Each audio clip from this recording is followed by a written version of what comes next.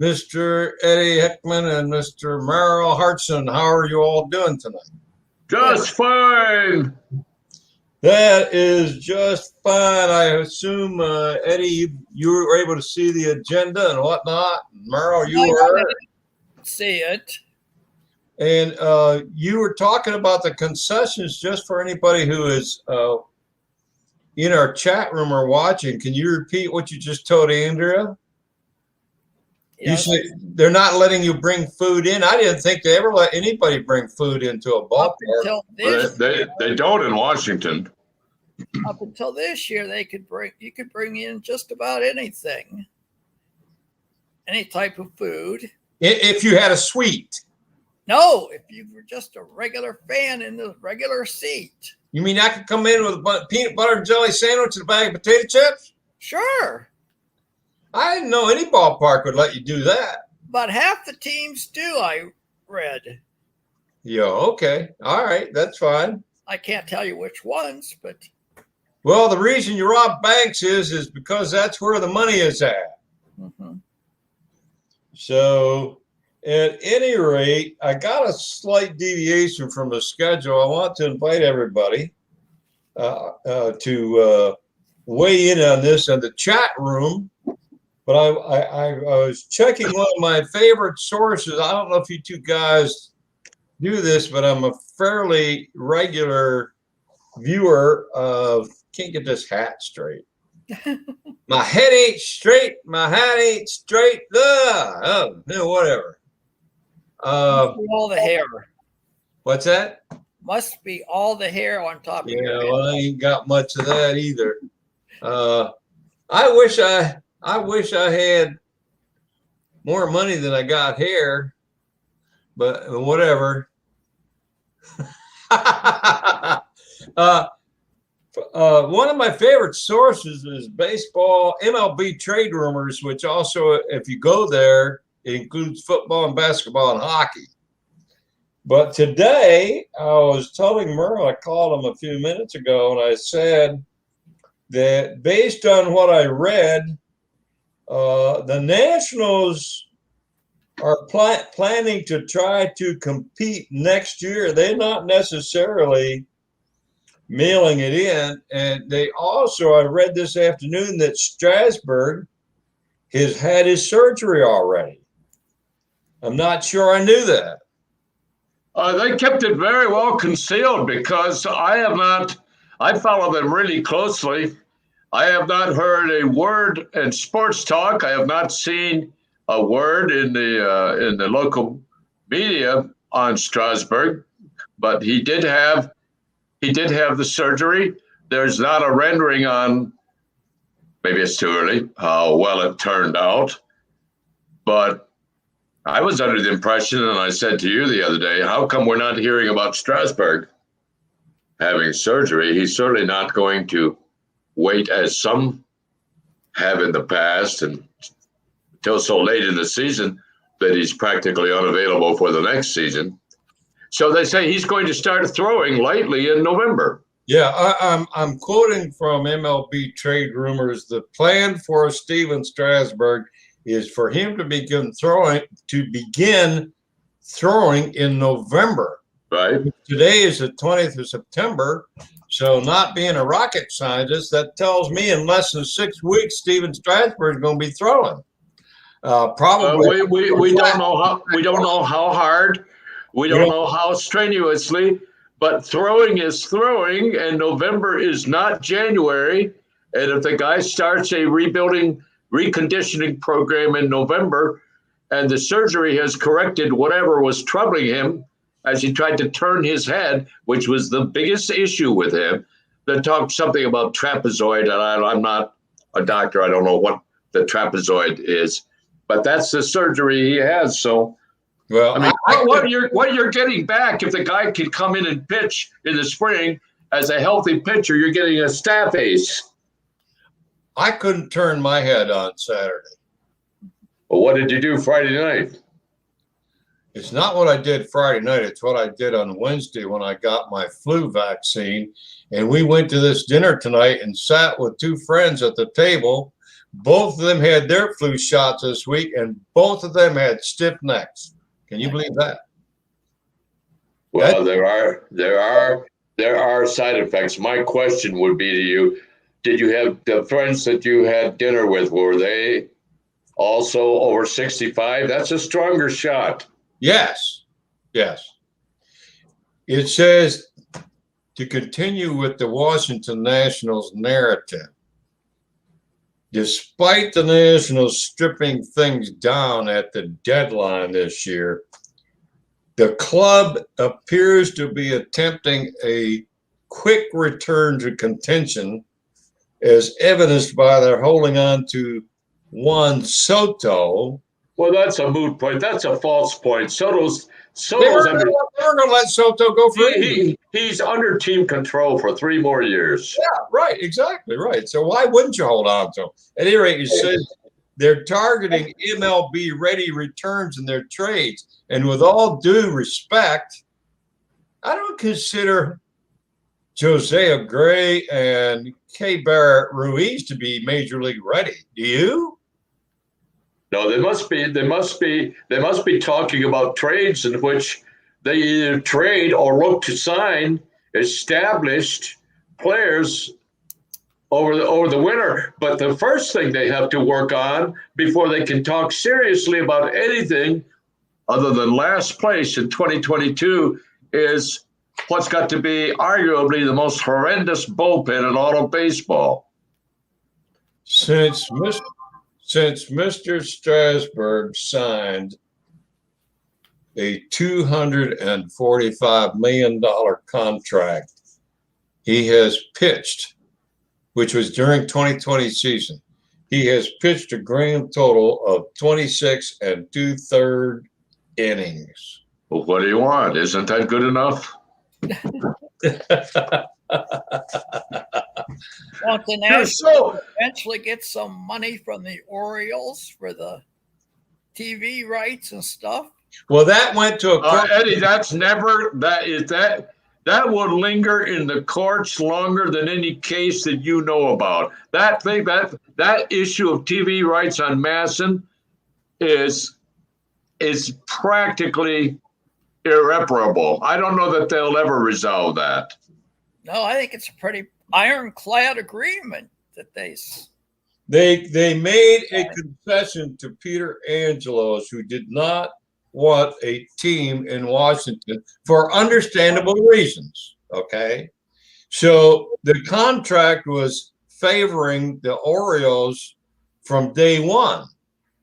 Now the Orioles, what I would do, what do I know? The Lerners are not exactly people walking the streets with a tin can waiting for you to put a quarter in it. I would go and create my own sports network.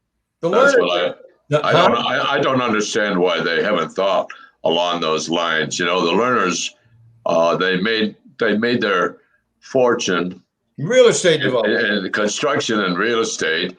If you get in the area of the stadium and look at the development now and what has happened to, well, their version of Utah Street is Half Street, and you look at all the development, all the hotels there, and all the bars and restaurants and other venues. Yeah, I don't think it would be out of the question for the Lerners to try to investigate having their own network. That's just me talking. I mean, it's easy for me to say I'm not spending the money, but at any rate, let's move along and talk about these pennant races. But there's been some big developments. I mean, you know, the fast movers are who's moving fast? St. Louis? St. Louis is the hottest team in baseball right now. That team, and I'm not only going to give a shout out to the Cardinals, but I'm going to give a shout out to the city of St. Louis, which I consider to be among the 5 best. Now, I'm not talking about the stadium itself, which I've been to, which is gorgeous. I'm talking about the fan base. They have one of the finest fan bases anywhere in baseball. They do. What do you think, Eddie? I mean, they pack that place even when they're bad. They've been bad all year long, Eddie. Yes, they have. And you wouldn't know it by looking at the attendance. St. Louis is a quintessential Major League Baseball city. There is nothing that rivals, not the St. Louis Hawks of yesteryear, not the more recent St. Louis Rams, not even, though they've held serve and have been a steady professional attraction, but not even the St. Louis Blues of the National Hockey League. The Cardinals own the city, and the city loves the Cardinals. And by the way, Merle, they got the shaft by the Rams because they built a beautiful indoor. They did. I think it was called TWA Stadium. Not like they were playing in the slums. They had a beautiful indoor arena that was basically almost next door to La Clede's Landing, which is one of their tourist areas. There was no reason for but I digress. That's on another topic. Well, the Cardinals left behind a laconic city when they abandoned the city. It was sort of like when the Baltimore Colts moved to Indianapolis, something like that. You remember that, Eddie? No, you weren't there yet, I guess, Eddie. You weren't in Baltimore when the Colts hit the trail. All my wife's family are in Cleveland. Yeah. Were at the time and were very upset. No, the guy that owned. Well, that was Modell. Art Modell. Yes. His business was headquartered in Cleveland, I think, unless I'm mistaken. I think Modell wanted to go there all along. I think Art Modell. There's a big sporting chain called Modell's. That's right. That's Art Modell. And for some reason, I think that he was a Cleveland guy. But at any rate, well, so was George Steinbrenner, but he didn't move the Yankees to Cleveland. George Steinbrenner's shipbuilding empire was in Cleveland. Merle, I know you have this great memory. Yes, sir. You may remember how much in the past that I waxed indignant about the misbehaviors and arrogant demeanor of George Steinbrenner, the old man. May I make a blatant claim here? I think they'd be better off with the old man right now. He didn't suffer any. Aaron Boone would have been gone 3 months ago if the old man was there. The team has not performed better, nor has it had a generally successful skein of seasons 3 months ago since George Steinbrenner left us. Yeah. I can't bring up the chat room. I don't know what's wrong if people can't get us in the chat room, but I'm seeing Lenny's podcast this morning and I've logged in 3 times. Is nobody on the chat room? I don't see a way to go into it. I'm going to ask Andrea. Hey, Mitchell, can you hear me? Yes. Okay, so I think you're logged into the website because I'm there in the chat room and I see you. It's on the video. You have to refresh your page probably because I put the video in later in the afternoon, you know. Oh, is that what I'm doing wrong? What page? Yeah. I just refreshed it. I've refreshed it twice, Andrea. Okay, you're logged in, so just go right below. What machine are you on? Look to the right of the chat room and you'll see the video. Yeah, I see Baseball Roundtable. That's you guys. I know that's me, but I want to see the people that are in the chat room. Oh, okay. You can't see that? No, I'm not seeing that. I'm not seeing anybody or any comments. Are you on a tablet or a phone? I'm on my iPhone. Okay, so just scroll up then. I see Lenny's daily podcast is what keeps coming up. Okay, scroll up or, Are you see? What do you? Okay, so all right, it looks like George is here. It says Billy Martin will be back managing you. All right, I'm there. Okay, good. Okay, bye. Yeah, I've got Uncle George. Okay, that's true. He's there. Yeah, that's good. I got it. Okay, so it just strung on into what was there this morning. Yeah, he says Billy Martin would be the manager right now. That would be kind of hard since Billy Martin's no longer with us. So what do the Cardinals have to do? I sent you some data on the schedules for the rest of the year, and it said that the Cardinals are 12-6 during the month of September, but that the Padres have 12 remaining games with the Giants, Dodgers, and Braves. Man, is that thing coming unglued? What do you think, Eddie? It's unglued, right? It sounds like it, yeah. I mean, when you're starting Jake Arrieta and Vince Velasquez, and you're getting ready to start Ross Detweiler, really? Really? Well, they don't have much. What happened to Chris Paddock? I understand Paddock's out for it. What happened to Chris Paddock? I thought Chris Paddock was going to be one of the stud starters this year. And oh, by the way, while we're just having fun here, Fernando Tatis does not belong in the outfield. Full stop. He does not belong in the outfield. Why would you move a kid? I think it's to protect his shoulder. I think, I know the answer, but you don't make a kid change positions 2/3 of the way through the season, do you? If you want to contend in the pennant race. Of course, the Dodgers put Gavin Lux in left field. How good has Gavin Lux been the last week? But there's a different culture there. For whatever the reason, and in this sense, the Dodgers sort of emulate Tampa Bay. For whatever the reason, the Padres are players, maybe by dint of the management style they serve, don't seem nearly as flexible and versatile and as amenable to playing more than one position than the Dodger players. And as we know, Tampa Bay players, and as we know, the players of the San Francisco Giants. So I think this has been a hardship for Tatis, and I think it's reflected in some tensions in the clubhouse there. Okay. All right. Well, I take your point.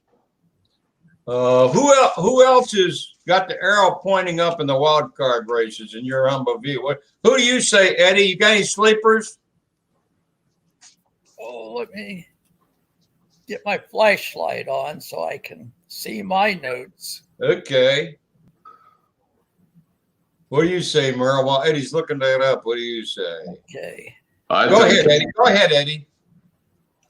And what was the question again, just to make sure? Do you see any teams that we may have think are out of it that may have a chance to come back if they can turn it on here for a few games? Definitely Atlanta. Well, they're the division leader. Yeah, but I'm glad you brought them up because you know what? Not only might Atlanta lose the division title to Philadelphia, but if they don't win the division title, correct me if my arithmetic is wrong, their odds of going to a wild card are slim and none. That's right, because they've lost over 70 games. They are division title or bust. They're leading Major League Baseball's weakest division, and the fact of the matter is, though they played fairly steady baseball most of the year, they've been rather mediocre the last 2 or 3 weeks. I don't know where they'd be without Eddie Rosario. Let me give you a linear but fascinating statistic on the Sunday game between the Atlanta Braves and the San Francisco Giants. Yes, we all heard that Eddie Rosario hit for the cycle, did we not? Yeah, that's not the news. The news. Wait a minute. You saw the same thing I did. He did it on 5 pitches. Well, it's 7 pitches. I read 5 is what I was hearing on TV today. Very few pitches. Well, it tells you here's a man who is likes to come up to the plate swinging. I have no problem with that. But there you go. So actually, Ed, the Padres can still make it if they got to turn it on. Yeah, but not by starting Arrieta and all those other guys. The biggest problem they've got right now, Mitch opinion, is their remaining schedule. It's a killer. They do have a bad schedule. It's an absolute killer. Why don't you cite who they're playing? You've got it on your list. They're playing 12 games with the Giants, the Dodgers, and the Braves. I don't know if it's 4 games with 3 teams. So they're playing 2 teams that are 100-game winners and another team that'll be an 80 to 85-game winner. They're playing teams that have won or will win nearly 300 games. That's right. Then the who has the easiest schedule going forward of the current National League contenders? Cincinnati. I'm a little bit surprised at that. I am too. Well, who's to tell? You know, it's a crapshoot. The schedule is a crapshoot. What is the sense?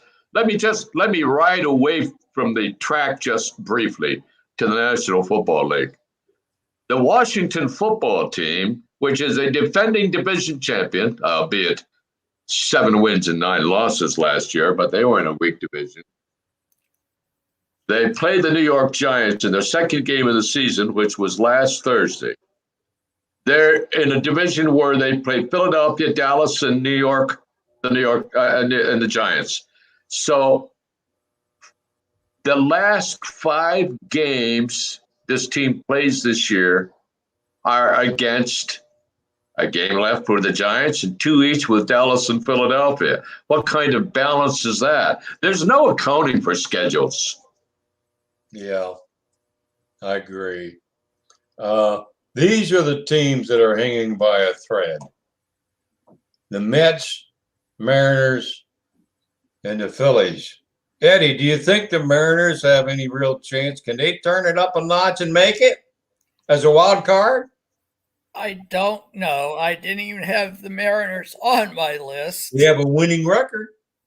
Yes, they do. They're only like 3 or 4 games. I've got to go back in and check, but I think they're only like let me look. The Mariners are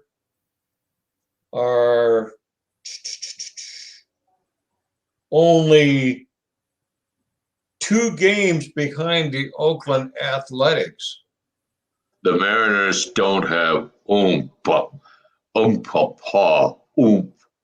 They don't have a stellar lead rotation pitcher. They don't have a really flashy hitter who can perform in the last 2 weeks. I guess there's a dozen games most teams have left. Can perform at an extremely high level in getting on base. The big problem for the Mariners is they have people with bad on base. Look at you. Just put it, bro, put it on backwards. Maybe I'll do it. Just put it on backwards. My team that I believe could catch fire. I salute you, sir. Take me to your leader. I'm a catcher. The team. There you go. The team of the ones you cited that are hangers on, that I believe has the best chance to make a transition from hanger on to division winner is the Philadelphia Phillies. Believe it or not. Harper's hot. They do have a couple of steady starting pitchers. Segura is hot.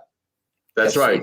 I have him. Put him They need brother McCutchen to get hot right now. Well, real bad. McCutchen all year long has carted around a weighty 218 to 225 average. Interestingly enough, he's had an amazing number of big hits in clutch situations. So I think that McCutchen could help them. He's a rich man's Robbie Grossman.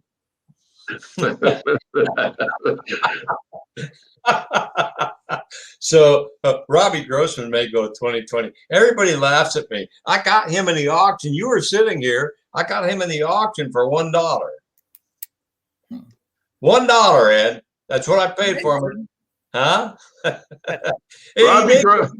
Robbie Yeah. Grossman of the Tigers has had a better career than Rex Grossman had with the Redskins. Well, that wouldn't have been hard to do. Okay, so Do you have the remaining schedule for the Seattle Mariners? I'd have to look it up. Oh, okay. No problem. I had, and I don't want to take the time to do that right now. I could do that. I'm curious about that. It won't take me, it actually will not take me but a minute to do that. While I'm doing that, I put in your agenda the power rankings from Fangraphs, and to say I was nonplussed would be an understatement because it shows on the power ranking, and Fangraphs is a fairly respected, I respect it. I think it's a fairly respected site, and they provided rankings: Giants, Dodgers, Rays, White Sox, Astros, and Brewers. They're all likely to be in the playoffs, and they put in their ratings of each of these teams, and which of the teams is Fangraphs showing as the most powerful team among those 6 teams right now: Giants, Dodgers, Rays, White Sox, Astros, and Brewers. I think the Giants, but I'm having a little bit of difficulty. By the way, the spreadsheet did appear very nicely aligned in my on my desktop, Mitch. Oh, okay, yeah, that's what I'm doing. I'm cutting and pasting Word files. But yeah, that's okay. But I'm having a hard time understanding what some of these categories stand for. What is SP score? That's a rating given to starting pitchers. The RP score is a rating given to their bullpen. Okay. The team quality is some global rating given based on their algorithm. And they have the so up is good and down is bad. Is that? Yes, sir. Yes, sir. That's right. And so this is why I put this on here. So why is Tampa Bay 158? Why is Tampa Bay 158 down? Because somewhere in their Calculation. algorithm, they see something in Tampa Bay that worries them. I'm speculating. I would suspect it's the lack of Rotation. Two or more elite. In order to go to the World Series, you can't just have 2 good top tier starters. You almost need 1 elite and 1 near elite. I give you an example with the White Sox. I really don't know. I would say Lance Lynn probably has been better this year than Giolito. That's He has. Huh? He has. I would say that Dylan Cease, who I traded to you along with Kershaw in one of our leagues you and I play in, Dylan Cease has over 200 strikeouts. I wasn't angry when I saw that. I was just surprised.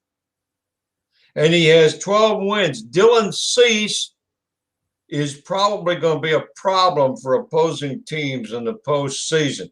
But they give a starting pitcher score to the Giants that's 10 points higher than the Dodgers. Would any of you like to speculate as to why? The Dodgers have. I don't have the answer. The Dodgers have 3 starting pitchers prominently in the conversation for Cy Young Award, number 1. Number 2, the Dodgers have 2 Hall of Fame pitchers, Kershaw and Scherzer, and I'm looking at this and I'm seeing that they are 176 down. Can you explain that to me?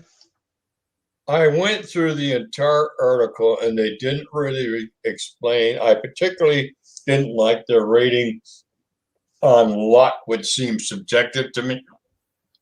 They said you have a column called luck, and they had on the Dodgers. I don't understand that concept either. I've been over it twice. I'm going to stab at it, although I don't have the answer. I'm speculating.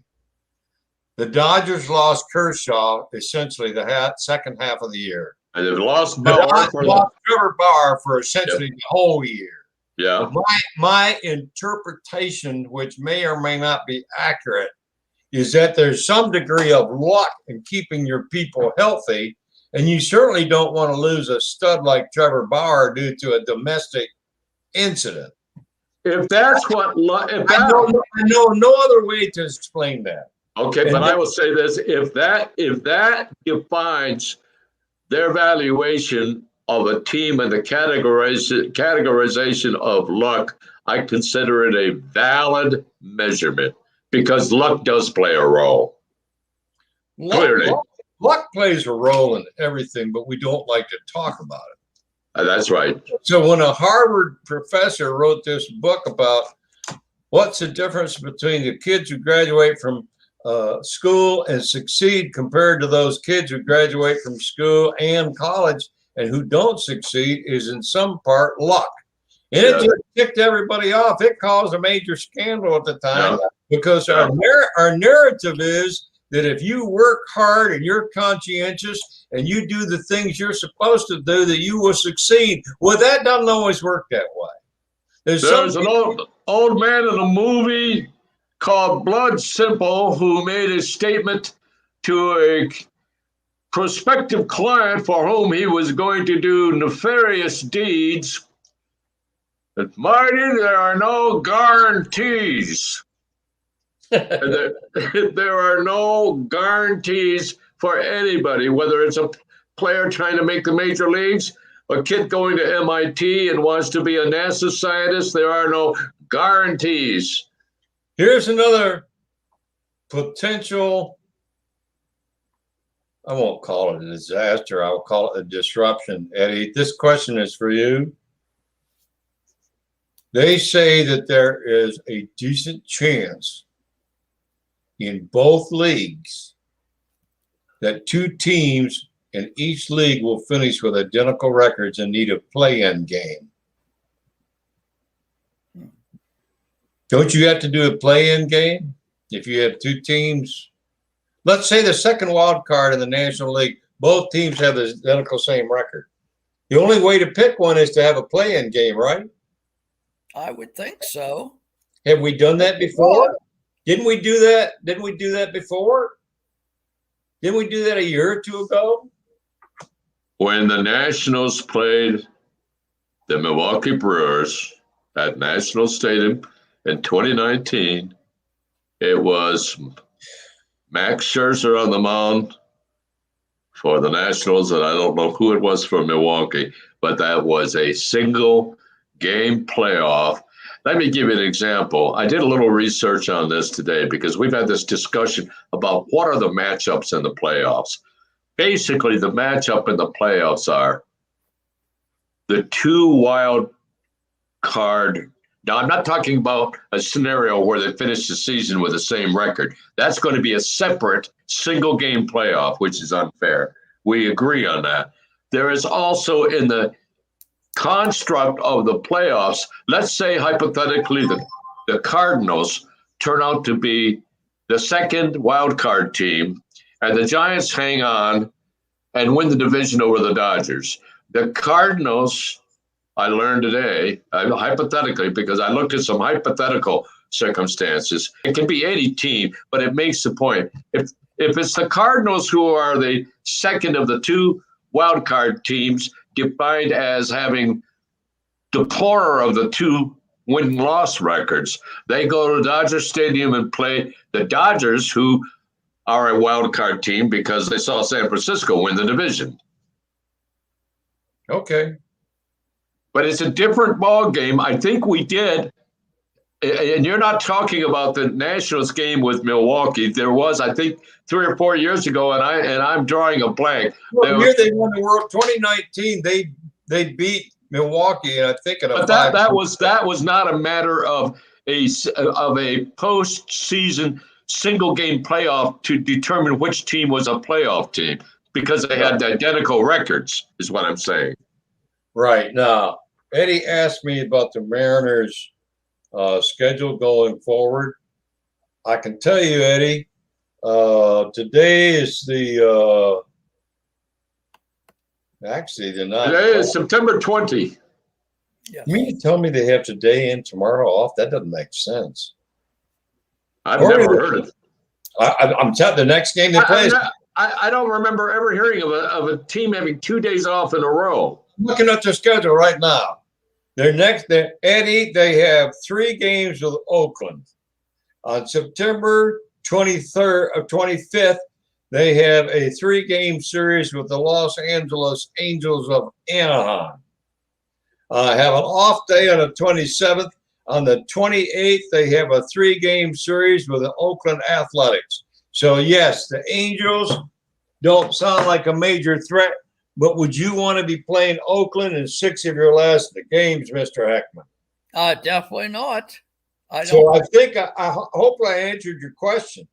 That to me, Eddie, all but takes them out of any chance. I don't know how they do that. Mhm. Oakland is tough. That's not an easy schedule.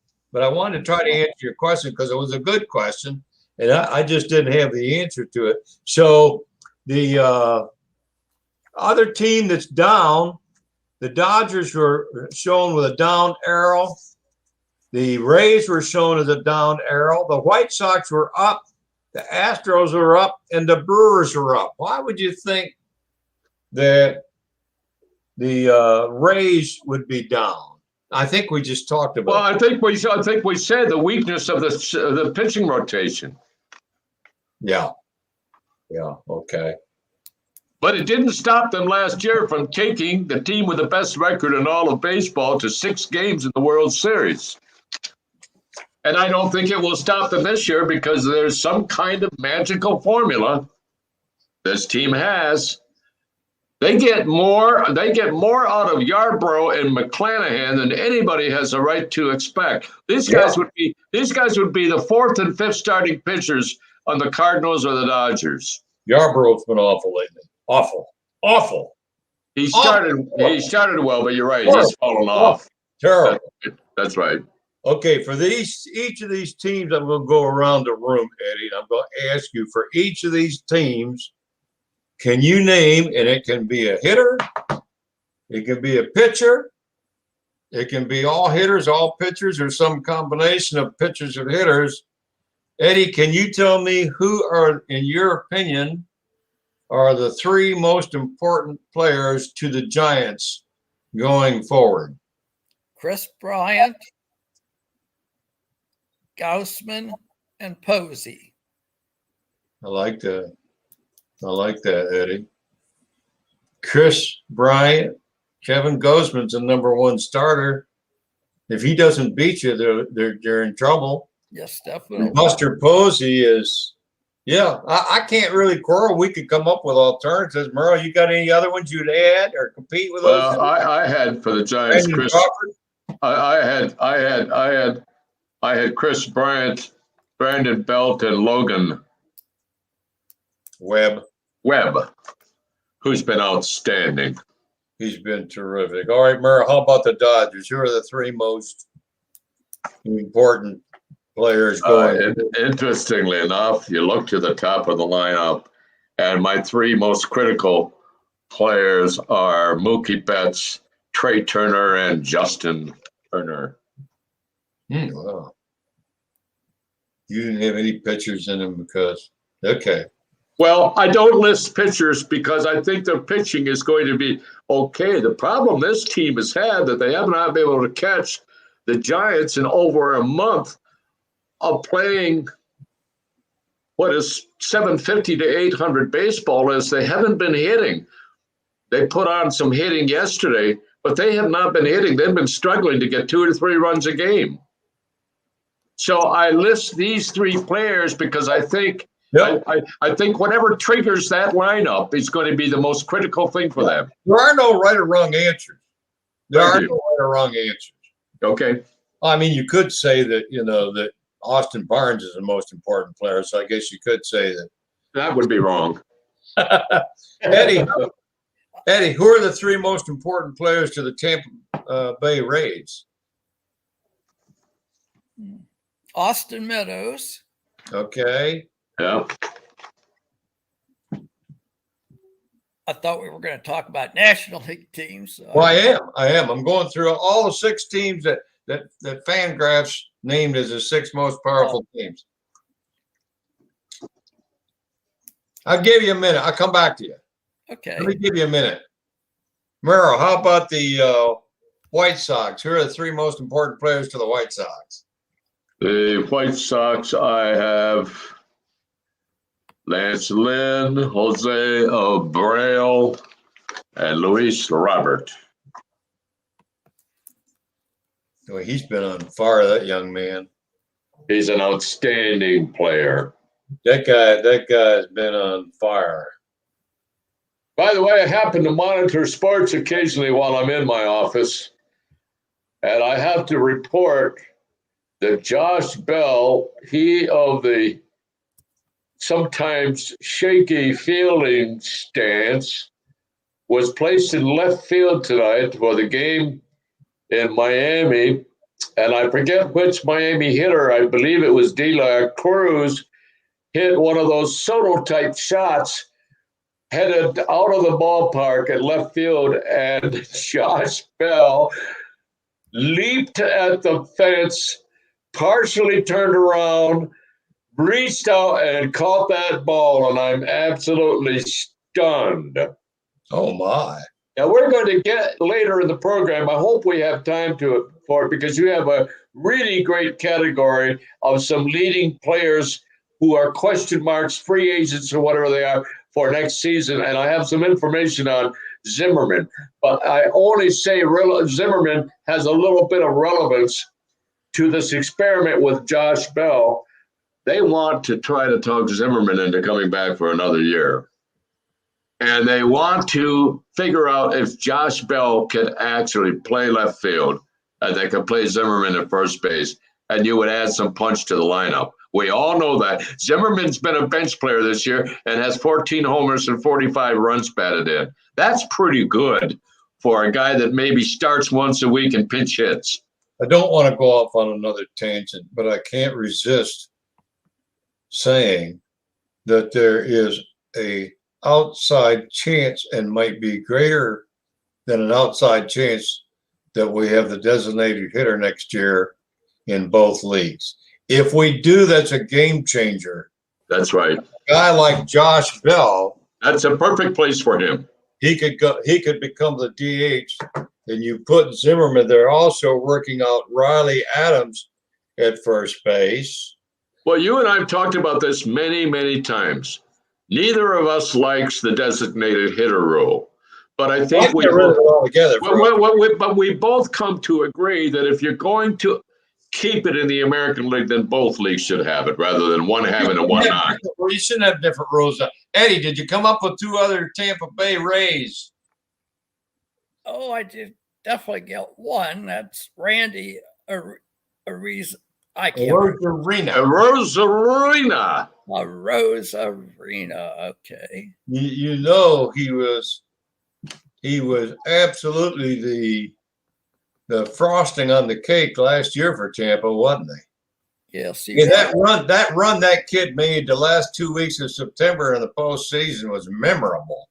Mm-hmm. Memorable. There's no way he could sustain that. So I will go along with them, and I will add Brandon Lau, maybe 30 home runs. Brandon Lau has 30 home runs or more. Brandon Lau has over 30 home runs. I'm not sure that. Okay, so let me come back. I think he's up to 33. Do what? I think Lau is up to 33 homers. And nobody ever talks about the guy. He does have a poor batting average, but there's some punch in that bat. Yeah. Okay, I'm going to come back. Cruz has fizzled lately. Is that right? Yeah, he's not done much. He's had some injuries, I think. I'm so glad you mentioned his name, Eddie, because I would have trouble coming up with 3 people in Tampa critical and not including Nelson Cruz. He's the best power hitter they got. That's right. I mean, he's an awesome power. I had not been paying attention. I didn't realize he'd been in a funk. Yes. Did not realize. Well, the man's what, 41, 42 years old? Yes. Yeah. Well, 40. Eddie, I'm coming back to you again, then I'll finish with Merle. How about the Houston Astros? Who are their who do you think are their three most important guys going forward?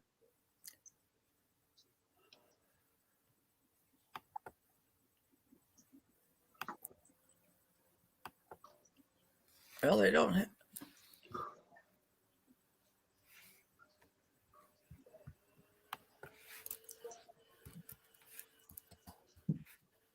Why don't we give him a little time to give me one, and we'll come back to Eddie. I have one more then, Merle. We'll come back to Eddie. Okay. Milwaukee Brewers. Milwaukee Brewers.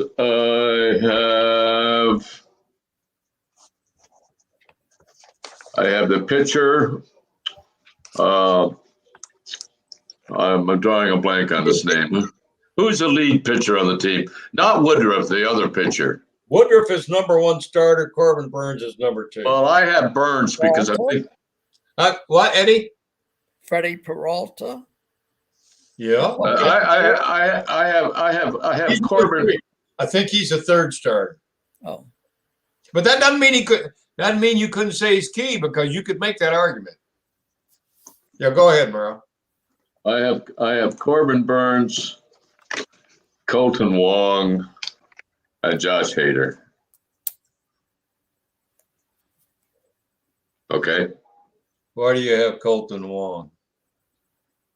Sort of in the same way I have Mookie Betts, although you can't compare him to Mookie Betts, but he is a leadoff hitter, and he does serve pretty much as a setup man for the lineup. They don't have an all-star lineup, but they get men on base. They score the old-fashioned way. There's a little bit of Tampa Bay and San Francisco in Milwaukee. They actually steal bases. They put men on first and second. They hit doubles, and Colton Wong has been fairly steady in that role all year. He has been platooned in other places, including St. Louis, and it didn't serve him or the team very well. Counsell has pretty much kept him in that leadoff spot all year, and I think he's been productive. Okay, let's go back to the Houston Astros then, Eddie. If you got anybody else?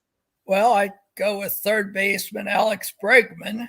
I think he's. I am full on in with you 100%. They've been missing him all year, and he's a key cog in the machine.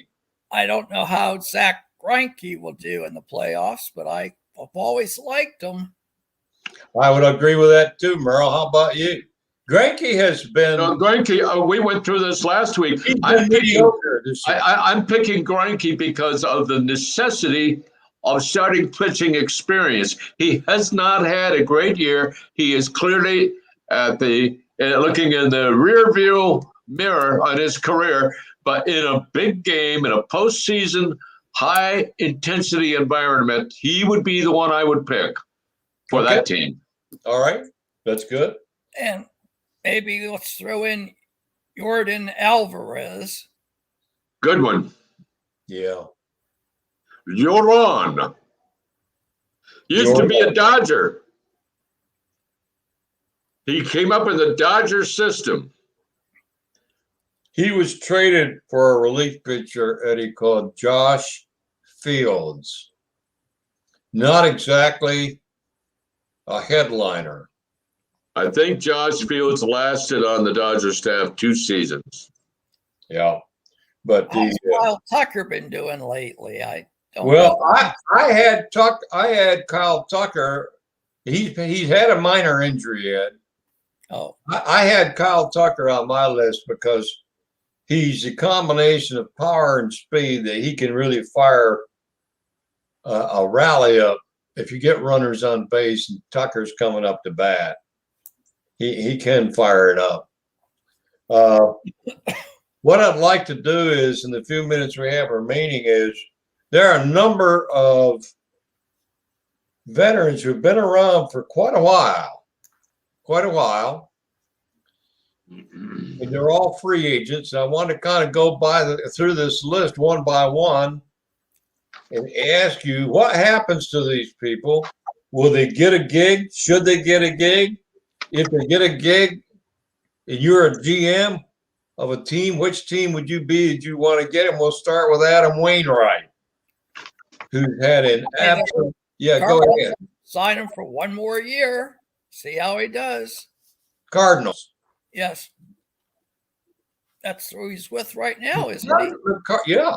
The Cardinals have that tendency, which I like, frankly, of bringing people back. They just signed Yadier Molina, who's no spring chicken. So is there anybody else you think would be a market for Wainwright?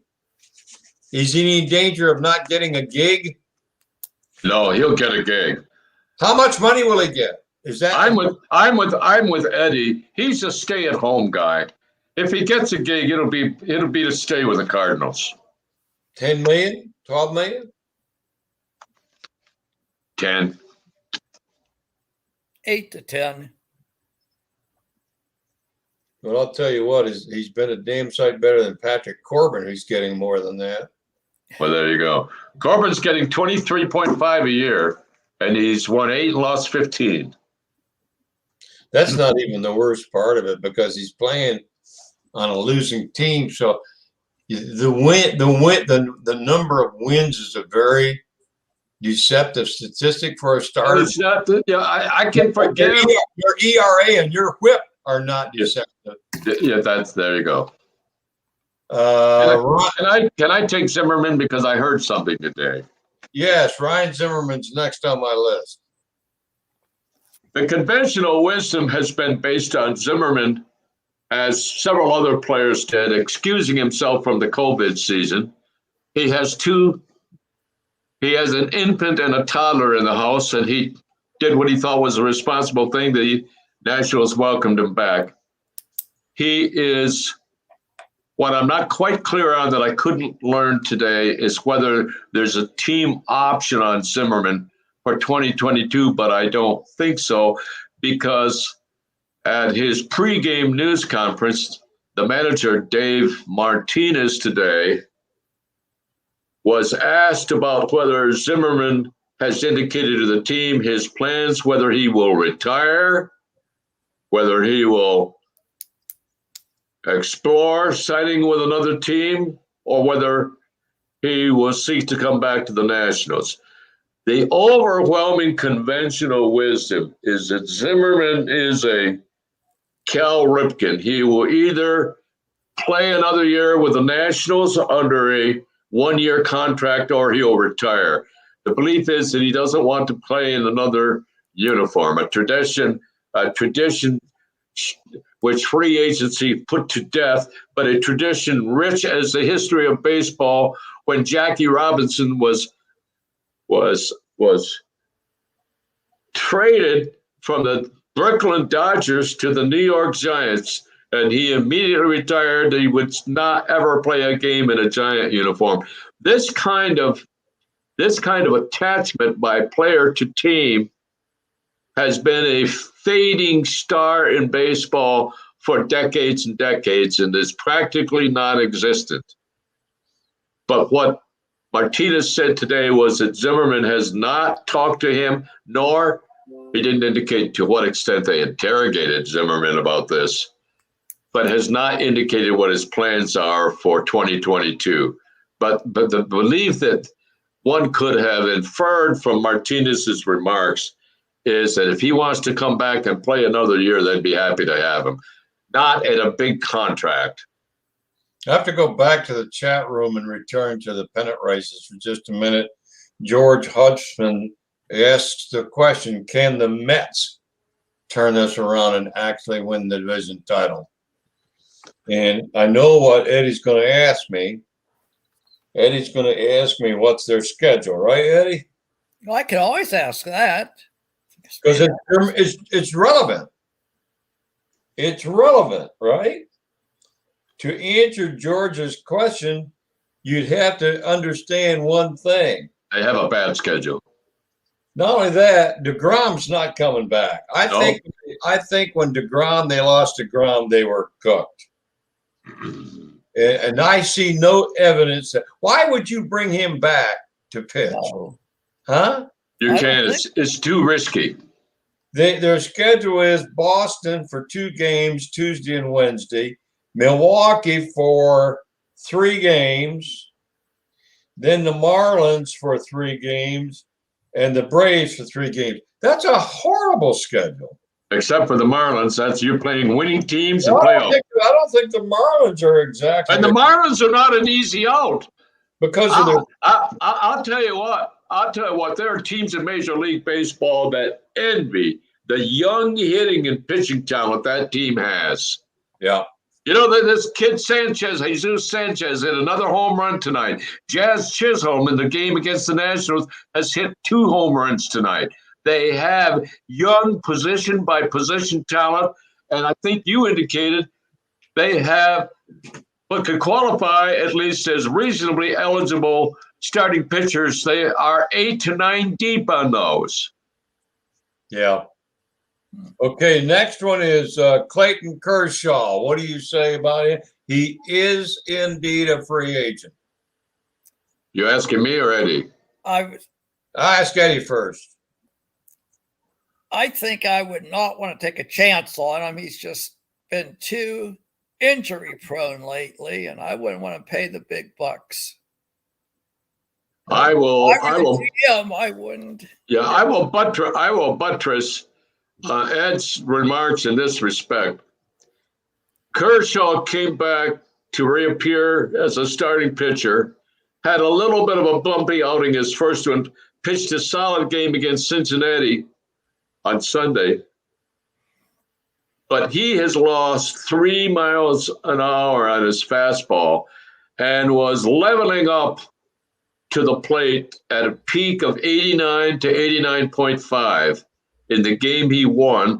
He wins with cunning and guile. He does have the ability to throw the Greg Maddux games if he has to, but I don't think Kershaw at his age and the mileage on his arm, he clearly would be signed by someone, but he would have to agree to much less, way less than what the Dodgers are paying him.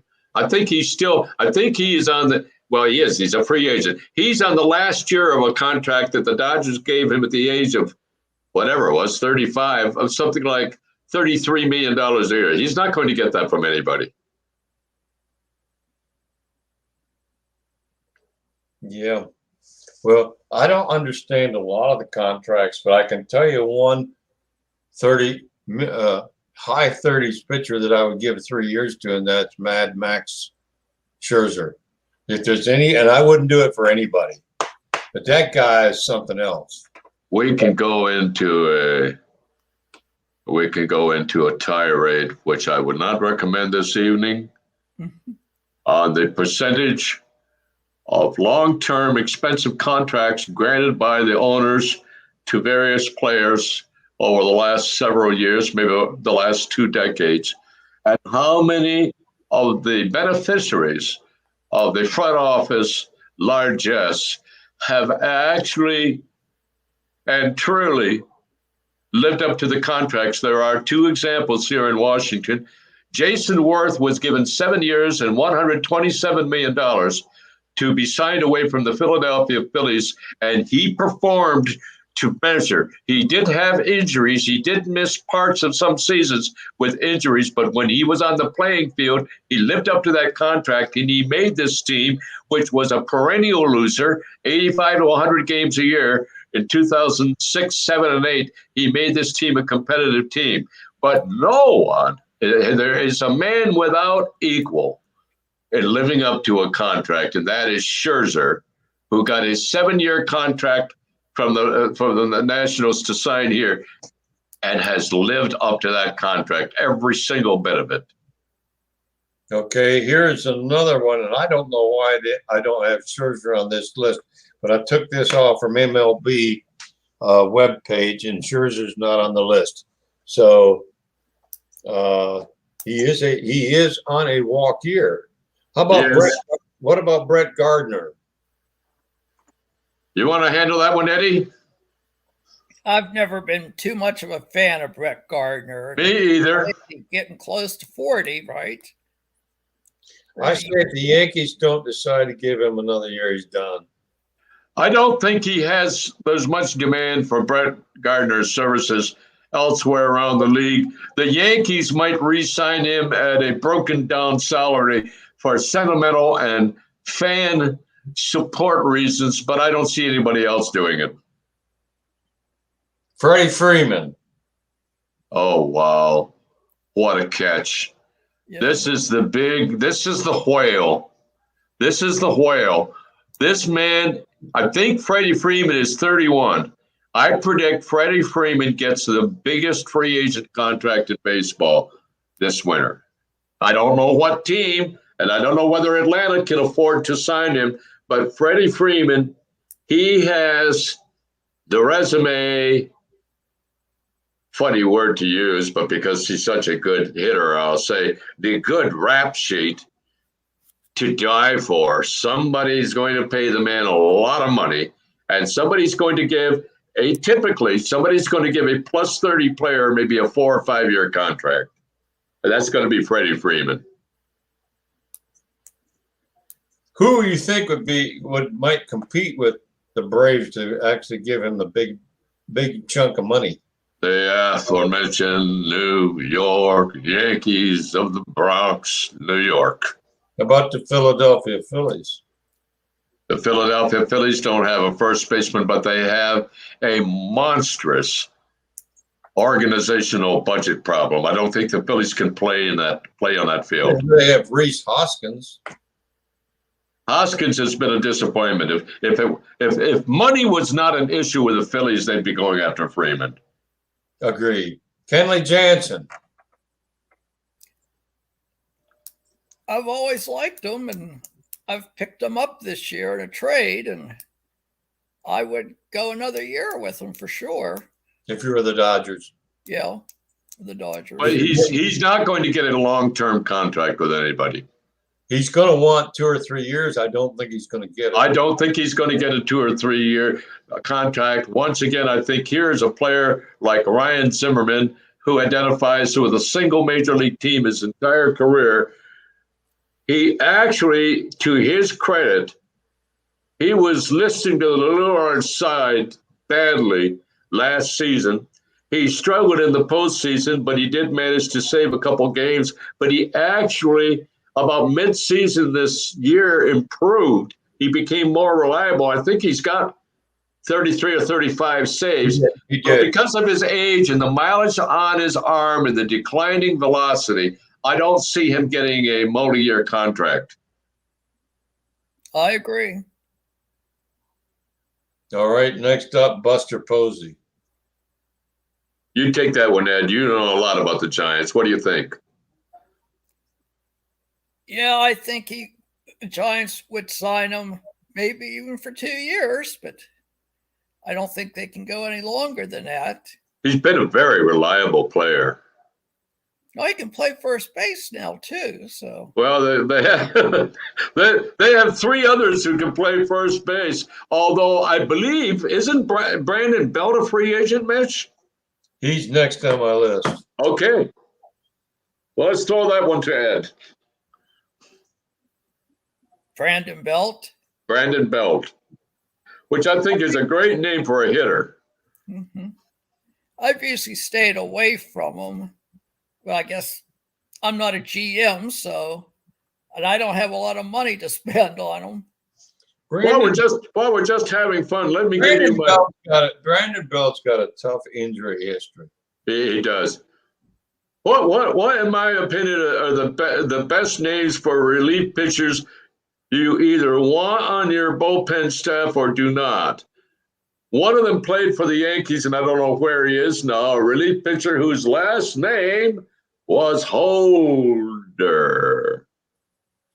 And then there's I don't know what team he plays for. I saw him the other day. It might be the Marlins. There's a relief pitcher whose name is Falter. I don't want my relief pitcher. You don't want a relief pitcher to be named Falter. I haven't heard from the two of you whose views I greatly respect. I haven't heard you talk about a bidding war for any of these guys. Not one of them. There's another phenomenon. What does that tell you? There's a phenomenon coming into play. Thanks for setting me up. I got the bat cocked. Thanks for setting me up. Threw you a softball? Thanks for the ephus pitch. There is growing wariness and weariness in the respective front offices of major league franchises. Going back to what I said a moment ago, that you can pick out on each of your hands, count your fingers, and maybe 10 players who have really lived up to the $200 or $300 million contracts that they got. And there's a greater reluctance in the baseball establishment to award these kinds of contracts, and I think they're going to be harder to get. Well, since I we're think having, anybody just has to take a look at Chris Davis of the Orioles. That's right.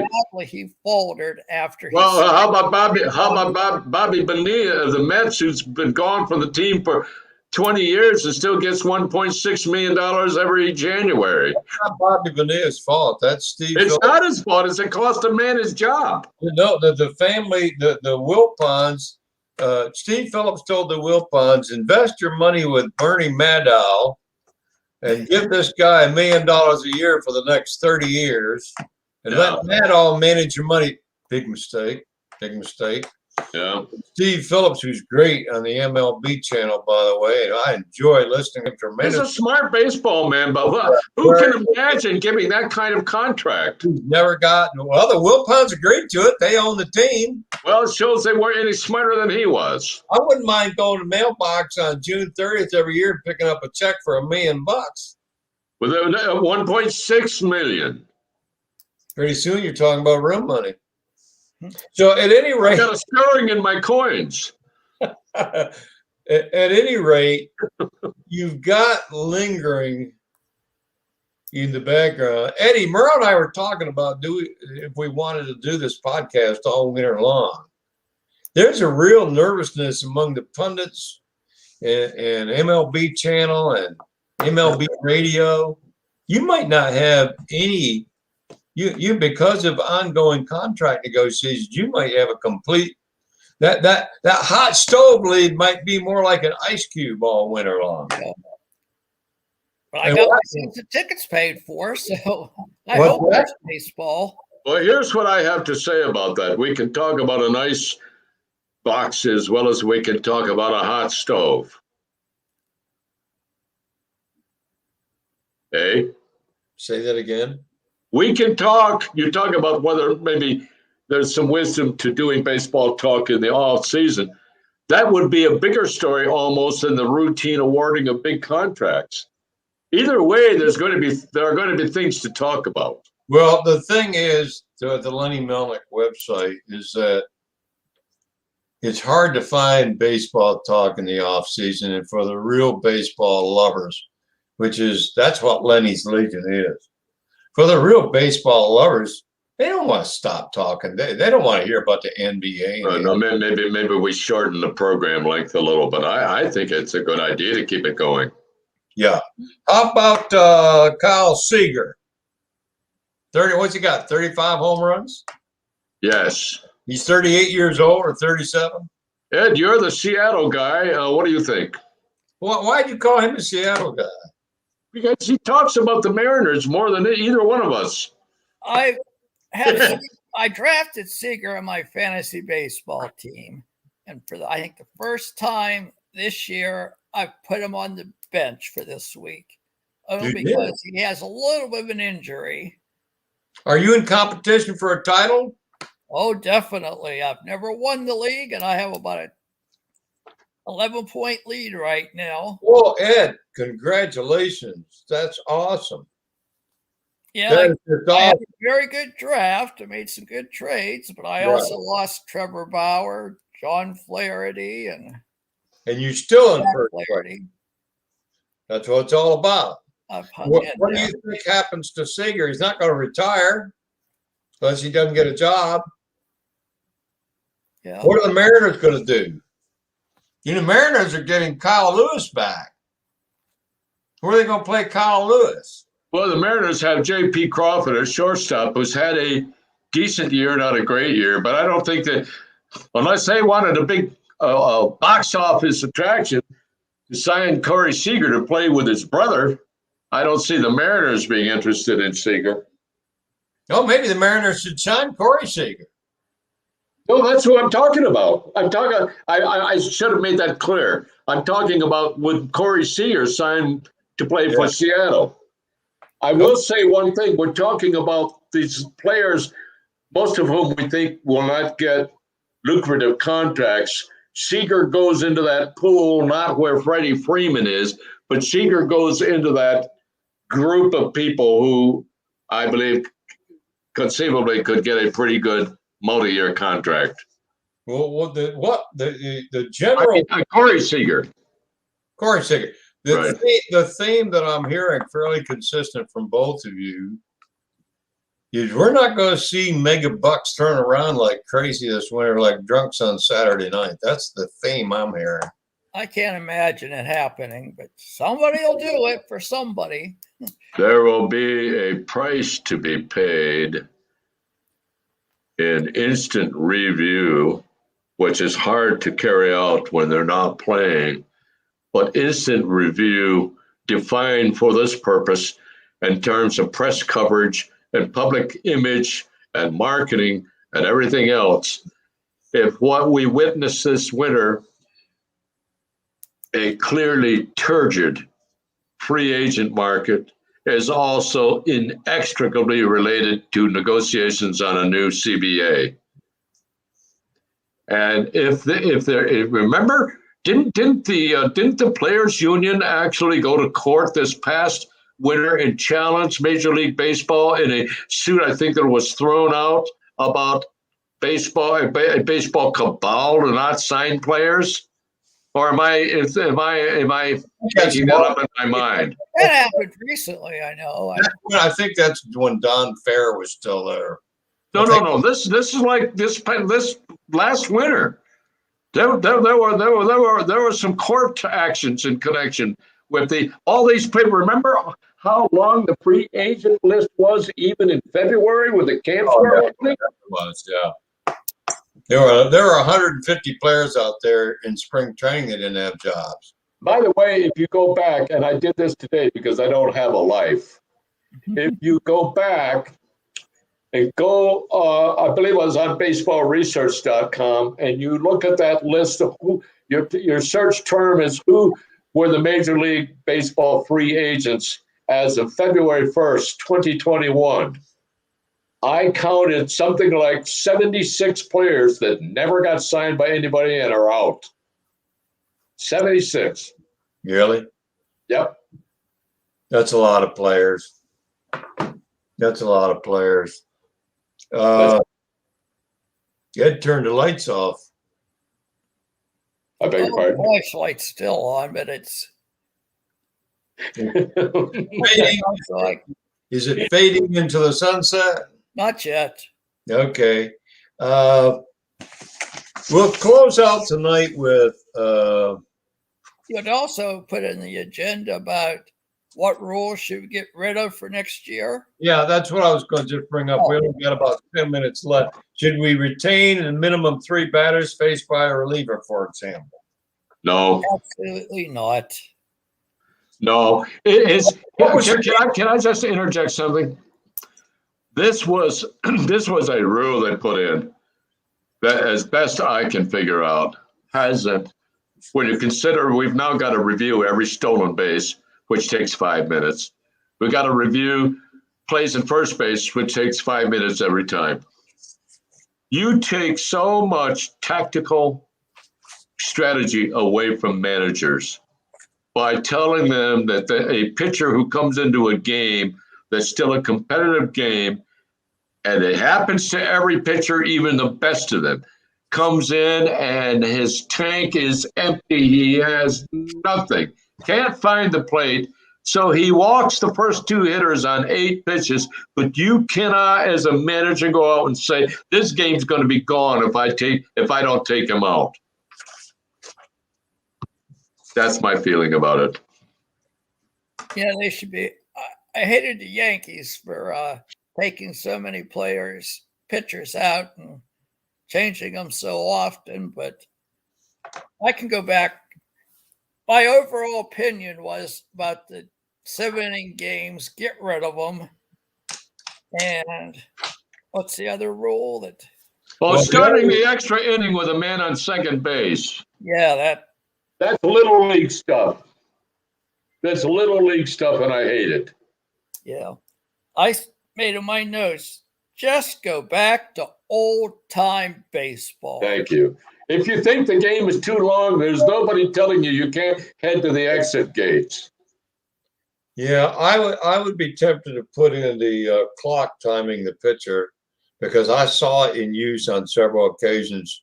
It's been in use in AAA and AA for a large number of teams, and it's really reduced the time in the game. And I would reduce the number of times that a hitter can step out of the box. I wouldn't let the hitter step out of the box when the pitcher. That's ridiculous too. That's ridiculous too. But But I favor automating balls and strike calling.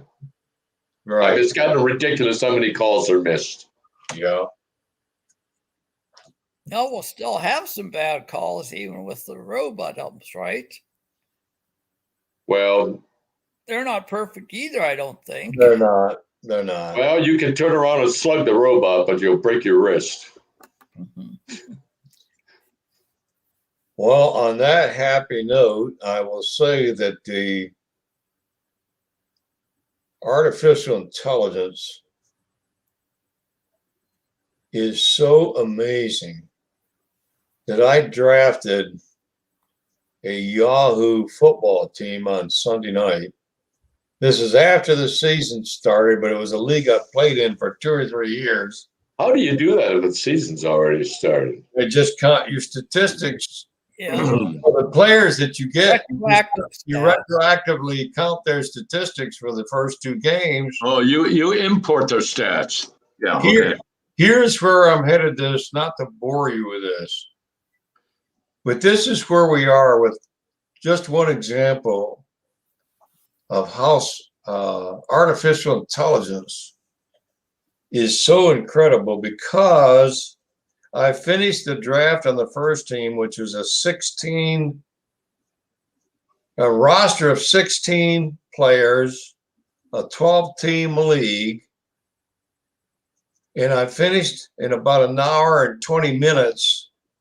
And I would say within less than 2 minutes, I got a report, an email from Yahoo giving me a grade of B for my draft. And it went through every round, and he told me, in its opinion, the robot's opinion, there's no way a human being could have written this up in 2 minutes, in my opinion.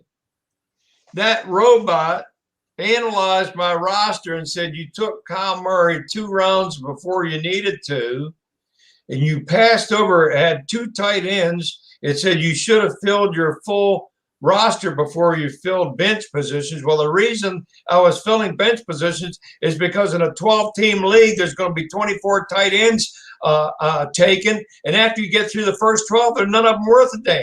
Well, there you go. But here's my point. The thing was amazingly accurate in its critique of my draft and assigning me the grade of B within like 2 minutes. That wasn't some person. How could it? Is it possible somebody was sitting there writing that while we were doing the draft? No, not for what you say, 12 teams in the draft, and Yeah.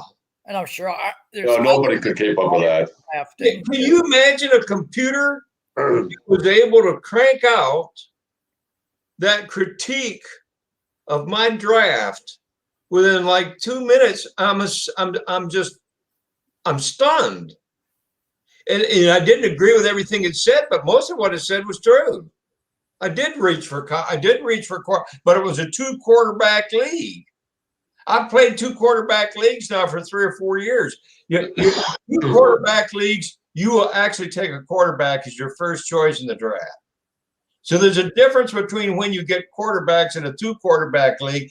With 12 teams and 2 quarterbacks, there are going to be 24 quarterbacks taken off the board. But by my arithmetic, that leaves 6 quarterbacks left, starting quarterbacks. Am I right? Yep. And your quarterbacks, do they not tend to score more points on a week than a running back or a wide receiver? By far.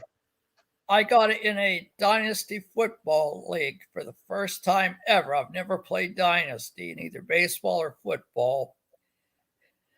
And I didn't quite realize it, but you can actually start 3 quarterbacks in 1 week because they have a flex WRT quarterback flex position. Yeah, that's happening more and more. That's right.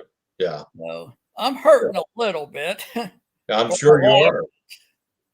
Well, I want to thank both of you. I think we'll call it a night. Good chat. Very good. Thank you for being here. And I will tell you, Green Bay and Detroit are tied at 14-14. So the lowly Lions, are giving the Packers a game of it tonight.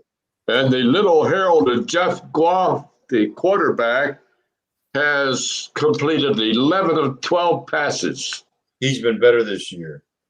I think good night. Coaching. It's coaching. That's right. That's right. And it's offensive line. Right. Okay. Good night. See you next time. Okay. Take it easy. Bye. Bye.